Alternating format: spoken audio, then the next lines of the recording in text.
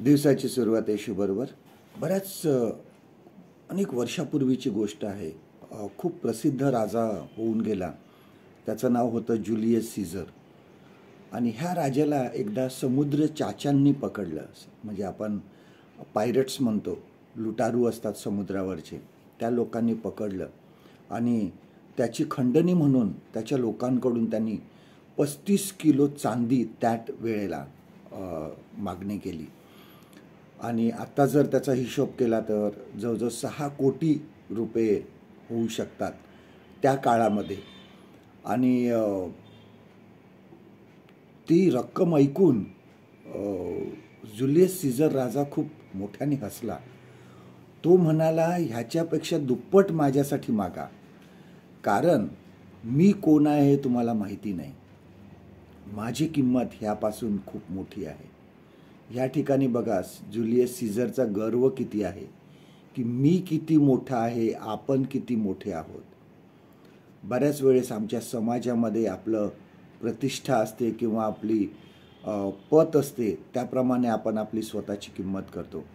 बऱ्याच वेळेस आम्हाला वाटतं की मी खूप मोठा आहे, माझी किंमत खूप मोठी आहे, माझं या समाजामध्ये स्थान खूप उंच आहे आणि त्याला खूप किंमत आहे. परंतु कधी असा विचार केला आहे का, देवाने आपली खंडणी भरून देण्यासाठी, आपल्या पापासाठी प्रभू येशू ख्रिस्ताला ह्या जगामध्ये पाठवलं. त्याने वधस्तंभावर प्राण दिला आणि ती किंमत त्यांनी मोजली. त्या किमतीचा कधी आम्ही विचार केला आहे का, की ती किती असावी? ती खंडणी आम्ही कधीही पैशामध्ये मोजू शकणार नाही. कारण देवाने जगावर एवढी मोठी प्रीती केली की त्याने आपला एकुलता एक पुत्र दिला, यासाठी की जो कोणी त्याचवर विश्वास ठेवतो त्याचा नाश होऊ नये, तर त्याला सार्वकालिक जीवन प्राप्त व्हावे. त्याने आपल्याला, देवाने त्याची मुले होण्याचा अधिकार दिला. आणि हीच किंमत किती मोठी आहे बघा. आम्ही देवाची मुलं आहोत. ह्याच्यापेक्षा जास्त मोठी किंमत कुठलीही होऊ शकत नाही, कारण देवाच्या दृष्टीने आम्ही खूप मौल्यवान आहोत.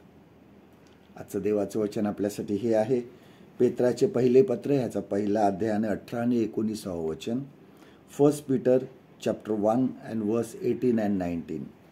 कारण वाडवडिलांच्या परंपरेने चालत आलेल्या तुमच्या निरर्थक वागणुकीपासून सोने रुपे अशा नाशवंत वस्तूंनी नव्हे, तर निष्कलंक व निर्दोष कोकरा असा जो ख्रिस्त त्याच्या मौल्यवान रक्ताने तुम्ही मुक्त झाला आहात. परमेश्वर करो आजचा दिवस तुमचा आशीर्वादित करो.